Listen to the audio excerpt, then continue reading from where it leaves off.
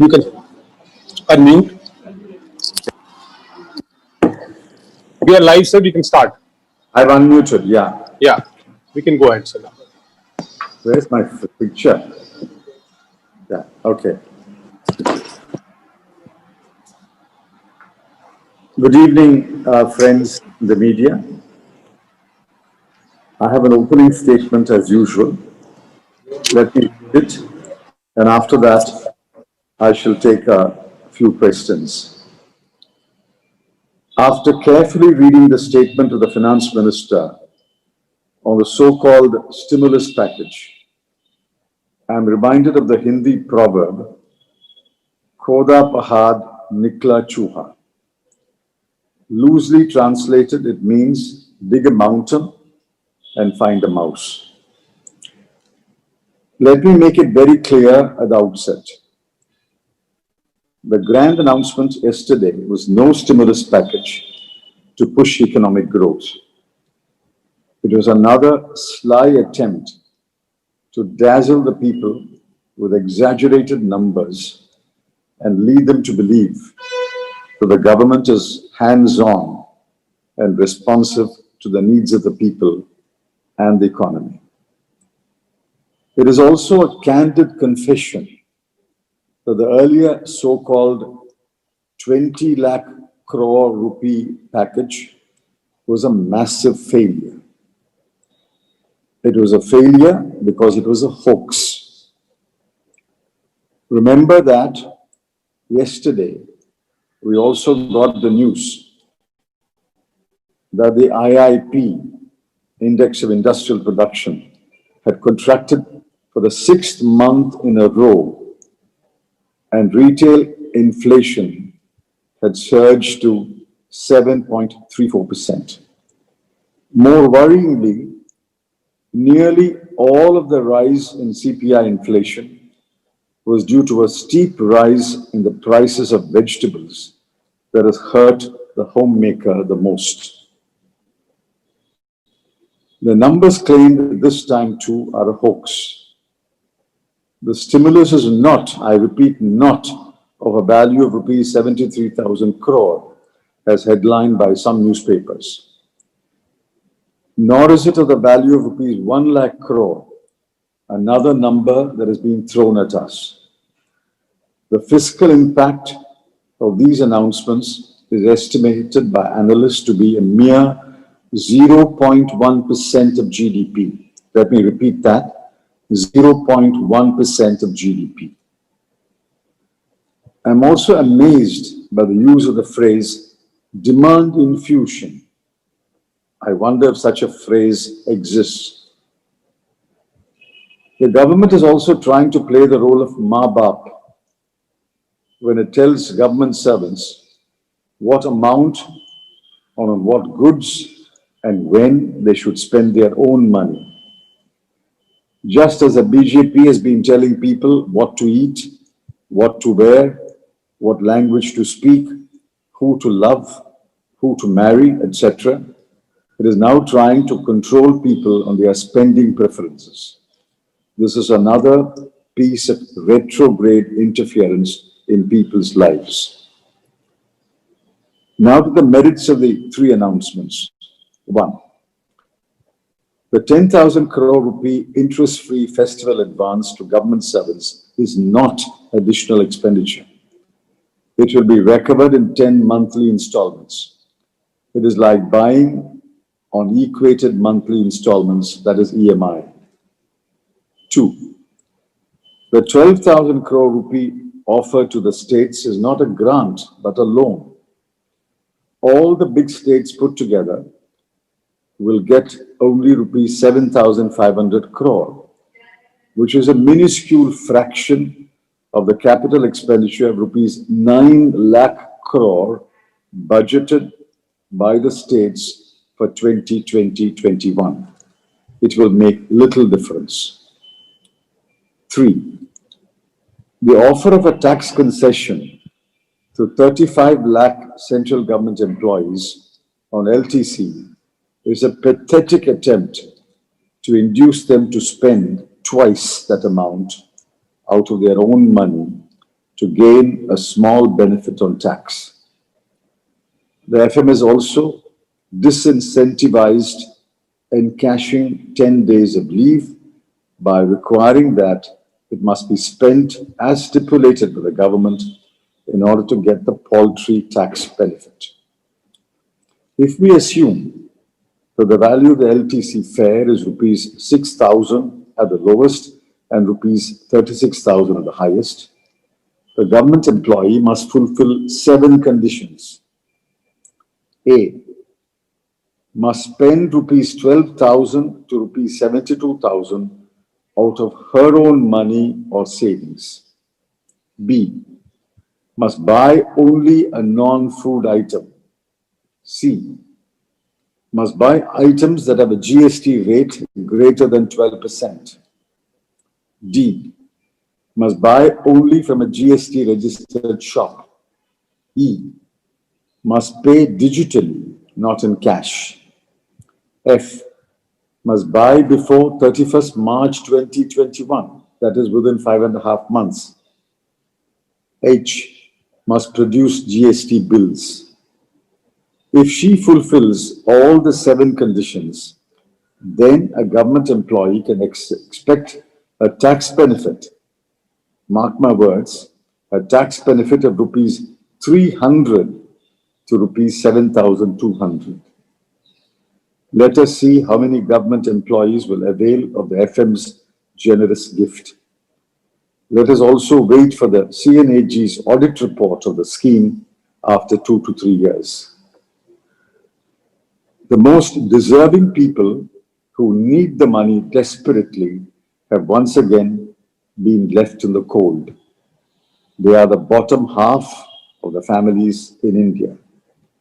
Government stubbornly refuses to make a cash transfer to their accounts as recommended by dozens of economists and as demanded by the Congress and other political parties.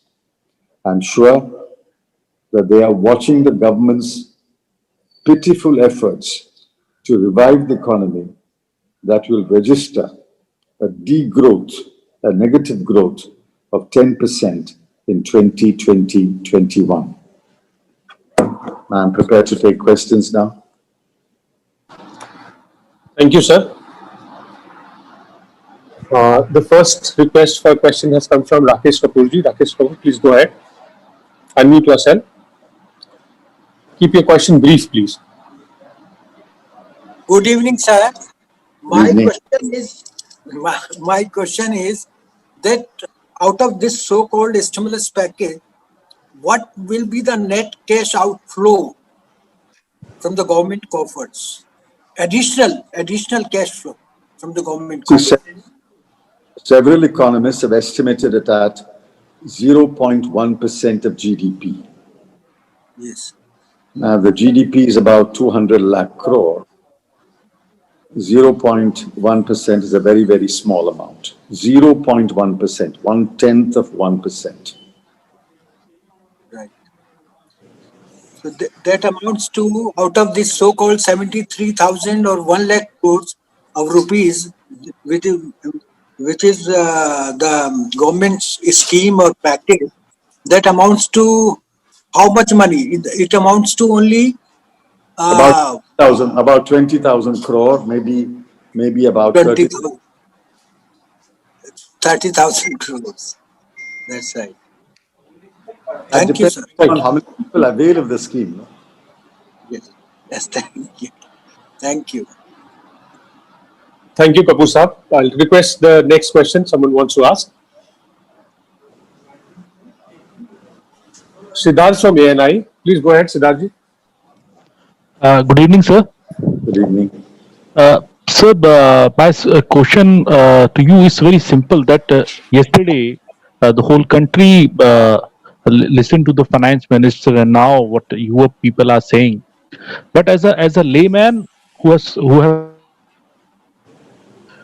what is the time frame when he or she will be able to get his job back, when the economy will be in a better condition, and after seeing the measures the central government is doing, do you think that it is going to be a very good picture, a very better picture soon or not?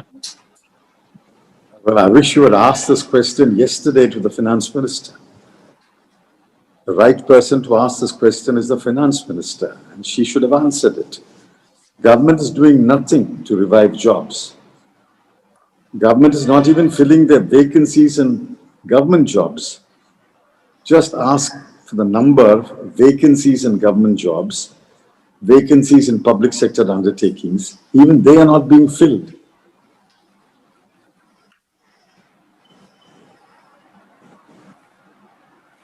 I don't think the government has any plan or any package or any scheme to bring back the jobs that were lost.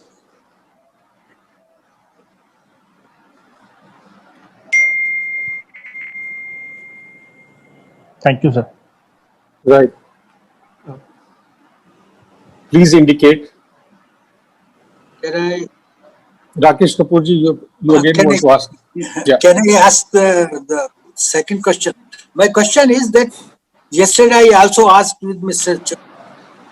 That it shows that the government has the misguided priorities or misplaced priorities, because the section which is deprived of cash is now neglected, again neglected. Well, I said so in my statement. The most deserving people have been neglected. The people are the bottom half of the families in this country. Those families, employed, self-employed people, small businessmen, MSMEs, they have been completely neglected.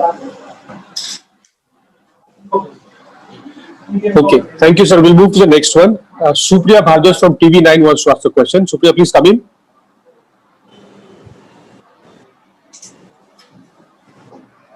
Supriya, Hello. are you there? Yeah. Please go Yeah. ahead. Mr. Chidambaram, sir, what do you have to say about the inflation rates? Because we are seeing that there is a rise in the retail inflation. As I said, most of that is attributed to the rise in prices of vegetables. Partly it could be a seasonal factor, but I think it's also a factor of the supply chains being still broken or still bogged with lots of difficulties. Government must get down to brass tacks, look at what's happening on the ground. They must go to wholesale markets, retail markets, and talk to the wholesale merchants, the retail merchants, and find out why are prices rising. I don't think it's the reason is that there is a shortage of production of vegetables and fruit. I think the production is intact. It's just that the supply chain is not yet clear. It's blocked by a number of obstacles, I don't know what. And secondly, I think seasonal factors are also playing. So, what's your take on the farm bills also? Because now the How many farmers times, are in the current situation. What to make of? how many times are we to express ourselves in the farm bills? The proof of the pudding is what's happening in Punjab and Haryana. The farmers who produce the most paddy and most wheat for the Indian people, 70% of the production of wheat and paddy in Punjab and Haryana is procured. Those farmers are on the streets. Why? Ask them. Why does the government shy from asking the question, if we have done such great good, why are the most productive farmers of this country on the streets? I can understand some marginal farmer being on the street. But productive farmers of India, Punjab and Haryana farmers, are on the streets. Why? See, the farm bills do not repair the shortcomings in the current mandi system, regulated market system. So we have suggested in our manifesto the alternative. Alternative is to create thousands and thousands of farmers' markets in large villages and small towns, so that a farmer does not have to travel more than 3 or 4 kilometers to sell his paddy or produce or whatever. Instead of taking that path, the government has taken a retrograde path. In the name of creating a free market, it has weakened the only existing regulated market mechanism today. At least 6% of farmers sell their produce there, wheat and paddy. In fact, Mr. Sainath has calculated, if you take all produce, maybe about 20 to 25% of farmers sell in the regulated market. That is the only safety valve available today. Even that you are taking away and saying, I'm creating a free market. What is the free market? Who will make sure that the price paid in that so-called free market is the fair price or a remunerative price or not less than the MSP? And what happens to a dispute between the seller and the buyer? The buyer is a corporate or a big trader. The seller is a small farmer, 3 acres, 4 acres. And you drive him to a bureaucratic maze and say, take your dispute to a Tahsildar. Anybody who has taken a dispute to a Tahsildar knows what happens. You can't go to a civil court. Therefore, we say, what you have done is the remedy that you're proposing, the medicine that the government is proposing is worse than the disease. Yes, there are shortcomings in the regulated market system, but rectify them first. And we have shown a way how it can be rectified. Can we come back to the FM's package of yesterday? I've answered at great length on the farm bill. Thank you, sir. We'll move to the next question. Sandeep Fukam from the Hindu wants to ask. We'll go to Mosmi after that. Sandeep, please come in. Sir, though you laughed at the word demand infusion, would you not agree that at least the government seems to have taken cue from what all of you, the opposition parties, have been saying, and now the focus of the package is, demand to sort of generate demand instead of expanding credit opportunities? As in earlier, the package had focused on, giving credit, but here now they're actually trying to generate demand. The focus is on generating demand, something that you all have been saying from March. If the FM had used the word generate demand or stimulate demand, she's used the phrase demand infusion. I mean, I don't know. I'm not a trained economist like she is. I've understood liquidity infusion. I've understood money infusion. I can't understand demand infusion. Maybe there is a phrase. I may be wrong. Correct me if I'm wrong. You generate demand, yes. You stimulate demand, yes, which is what we have been saying. You have not that all. They are moving towards that direction, isn't it? I mean, now at least the focus is on creating or generating demand from the earlier package. I have no problem if the goal is to generate demand. Will spending 0.1% of GDP generate demand? It's for you to decide. I don't think spending 0.1% of GDP will stimulate demand. You have to spend at least 10% of GDP. Some countries are spending up to 20% of GDP.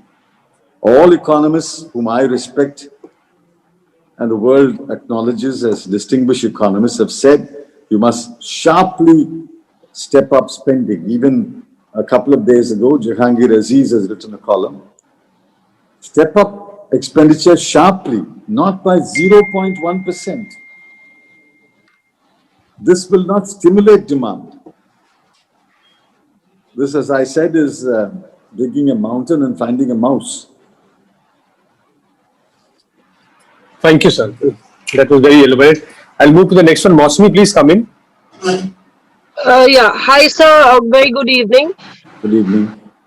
So talking about demand, I just wanted to ask a very straight question, considering that this is the festive season and the festive mood is to set in, and the demand, consumer sentiments are usually boosted in the season, as one would think, and people would be looking up to the season to make some revenue and generate some income. Do you think that this will, in fact, the timing of it all might just boost the consumer sentiment for a while, at least till the festive season is on? And having said that, the other question is that do you think that the government has very little leg room as far as providing a stimulus package or is concerned, considering the fact that it would directly impact the fiscal deficit? Well, on answer to the first question is, government employees are not the only consumers. Government employees are about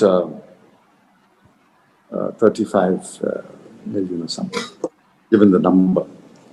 They are not the only consumers, and then they are not the most deprived consumers.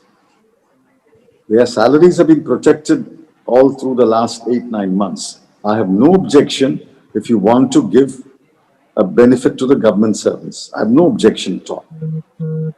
But having given the benefit in one hand, you have taken it away by the right hand. Or you give it by the right hand and taken it away by the left hand. Look at the conditions you've imposed. Why should I spend only on GST 12% rated goods in a registered GST shop? But why should I do that? Suppose I want to use that money to keep it for my paying the tuition fee of my child going to school or college. I'll keep it and pay the college fee next May or June. You want me to spend before 31st March and only on goods rated over 12%. Why? I mean, this is giving by the right hand and taking it away by the left. Read the 7 conditions. Why should a citizen of India be told, unless you fulfill all these conditions, you won't get the paltry tax benefit? This is the same piece as you should wear this, you shan't wear this. You should eat this, you shan't eat this. What is all this? Who's the government to tell me how I should spend my money? And to spend the money the government will give me, which is only an advance. LTC is anyway my entitlement. You're giving me that money, whatever, 6,000 rupees to 36,000 rupees. I must spend twice that amount from my pocket. Why? Why can't I spend only 6,000 to 36,000? Why should I spend twice that amount, 12,000 to 72,000 plus the LTC? What is all this? So I don't think this is the way to stimulate demand. Our way to stimulate demand is to cash transfer to the bottom half or 1/3 of the population, which has no money at all, which did not get salaries over the last 9 months, which was driven to penury and poverty. You saw the World Health Organization report. How many million people are going to be pushed into poverty? And the bulk of them are going to be in South Asia. What is South Asia? South Asia is largely India, Pakistan, and Bangladesh. People have been pushed into poverty. Give them money and they will spend. You're not giving them money. You want to give it to government employees, okay, but don't then put restrictions on government employees. So I don't think this is the way to stimulate demand. There are ways to stimulate demand. Now, another question about leg room to spend. I mean, I can only point out to what the chairman of the Finance Commission said over a couple of interviews over the last 2-3 days. This is not the time to worry about the fiscal deficit. This is an exaggerated fear. This is a time to borrow and spend.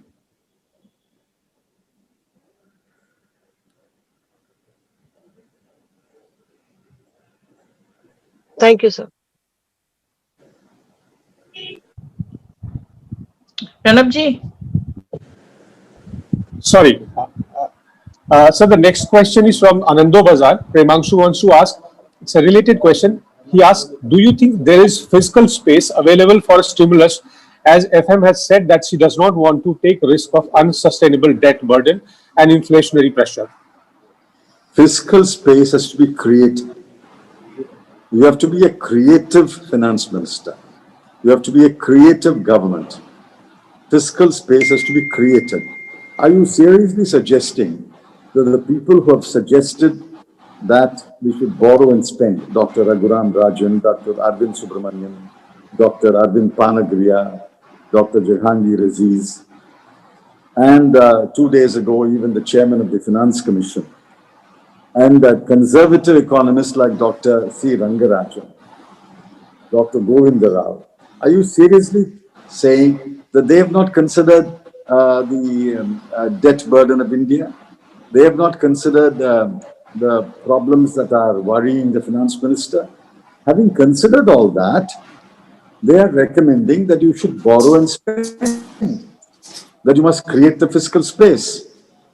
And if I'm asked to choose whose argument I will accept, the finance ministers or the distinguished line of economists that I've just listed, I should certainly go by Dr. Rajan, Dr. Subramanian, Dr. Panagriya, Dr. Rangarajan, Dr. Aziz. I'll go with them. Thank you, sir. The next question is from Deccan Herald, and this one relates to development in the GST Council. Sagar Kulkarni wants to ask, do you think it is time that the GST Council invoke the dispute settlement mechanism as differences persist over payment of compensation to states? I was told about a couple of hours ago that a member who attended the GST Council meeting yesterday, he told me that the states had raised the issue of a dispute resolution mechanism. They had raised setting up a group of ministers, and they had raised looking at options other than the two options that the government had given. Without answering any of the questions, the finance minister, I'm told, abruptly ended the meeting, rose and left. She didn't answer the demands made by the states. That's unfair. The finance minister indeed chairs the meeting, but she's obliged to wind up the meeting only after everybody is satisfied that the meeting has discussed everything that deserves to be discussed. You can't abruptly end the meeting and get up from your seat and walk away. I was astonished when I was told this. Of course, the GST Council is divided on this issue, but then debate it, come to a consensus. Ever since Mr. Yashwant Sinha set up this informal council and then it was formalized, Mr. Yashwant Sinha, myself, Mr. Arun Jaitley have all worked towards evolving a consensus.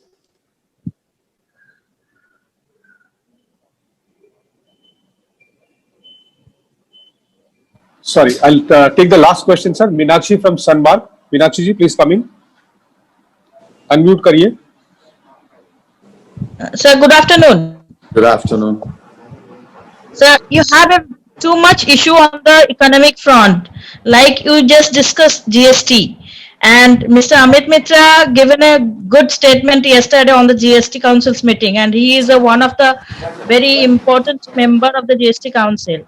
So what is your future plan? Are you going to move any rally or anything, that on publicly people should come to know about all these things, or the fake news and all these things? You see, I have great respect for Dr. Amit Mitra's views. I have not read his statement, but if he has described what happened at the meeting yesterday, that must be accurate. I was told by another participant at the meeting. See, these are highly technical issues. They can't be taken into a rally. But I think the states are exploring various options. We wanted to raise it in Parliament, but that was not available to us. That opportunity was not given to us. I think the states are exploring options. Kerala, Punjab are in the preliminary stages of exploring options. But what I advised the person who told me was, all right, you have raised 3 issues. The finance minister abruptly ended the meeting and rose and left. let us give the finance minister a few days to respond to the issues that you raised. Let us see what the government's decision is. I would advise patience for a few days to await the government's decision on the issues raised by the finance ministers, and then I think the states will decide what they want to do. So, Thank you, sir. Kerala Finance Minister Thomas Isaac said, Kerala's Finance Minister Thomas Isaac said, if the government goes for the forcibly impose that a state should take loan, then they will proceed for the Supreme Court. I mean, that's a possible view. I have not examined the legal implications, but I'm sure Dr. Isaac has taken legal advice. Thank you, sir. We have. Is there any other Thank you. question? One more thing. If anybody is not there, then should I raise the thing that one scam is raised today, that PM Kisan Nidhi. There is a huge scam on that, and government is going to close this scheme. You are referring to the scam in Tamil Nadu. In Tamil Nadu. No, PM Kisan Nidhi scam in Pradesh, not only PM Kisan Nidhi scam in Uttar Pradesh, in many places in the Tamil Nadu also is there. Tamil Nadu, it's a big scam. Thousands of people who are not qualified to receive that PM Kisan grant have received the money. They have recovered a part of the money and they've arrested a few people and cases have been registered. It is a scam. It's because you didn't prepare before you announced the scheme, and you were so keen to push 2,000 rupees into every farmer when you announced it, and just before the elections, and that is why the scam has occurred. See, the problem is not in the conception of the scheme. Sir, government is taking back this scheme. I don't know. Sir, government is taking back this scheme. I don't know, ma'am. I have not read it. If it appears in the papers tomorrow, I'll read it. Yeah. I think, sir, we've come to the end of questions. Just ask generally ask if anyone else has any other question. There's no, is there someone wanting to ask another question? Rakesh Kapoorji, this is the third time. Okay, let's ask. Yes, I'm taking liberty. Thank you. My question is out of suo moto.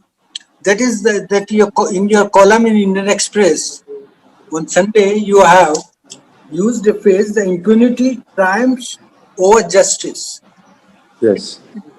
And it emanates from the Gandhism.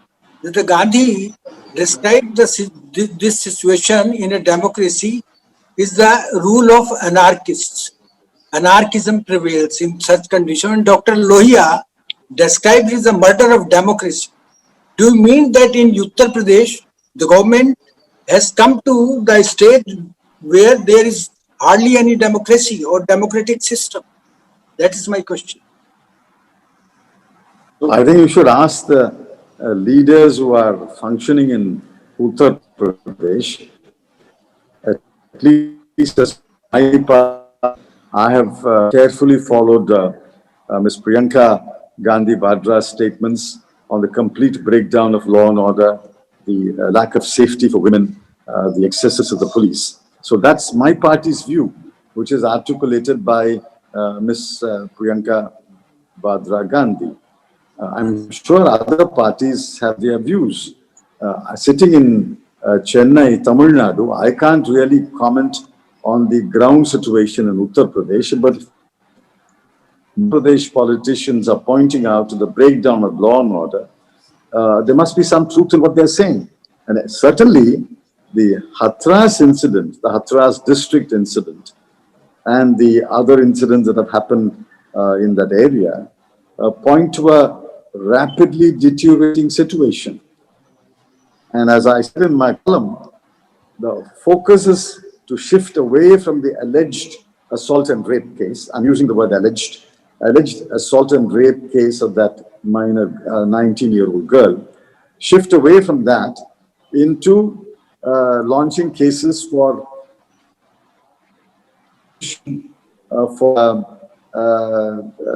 inflaming communal passions, for conspiracy to topple the government, and even from Kerala has been arrested and charged with sedition. I mean, this is atrocious. I condemn it. My party condemns this. Focus on the main case, which is a case of alleged assault and rape of a 19-year-old girl in a village in Hathras district. That is the issue, not these invented issues of sedition, inflaming communal passion, conspiracy. These are invented fake issues. Okay, thank you. Thank you, sir. I am privileged. Thank you all. Thank you, sir. I think the statement will be circulated to all of you by AICC Communication. Will circulate the opening statement to all of you, It is- both in English and Hindi, It has been circulated, sir, already. especially the print media. So please use the statement and then you can report questions and answers. Thank you very much. Have a good day. Thank you.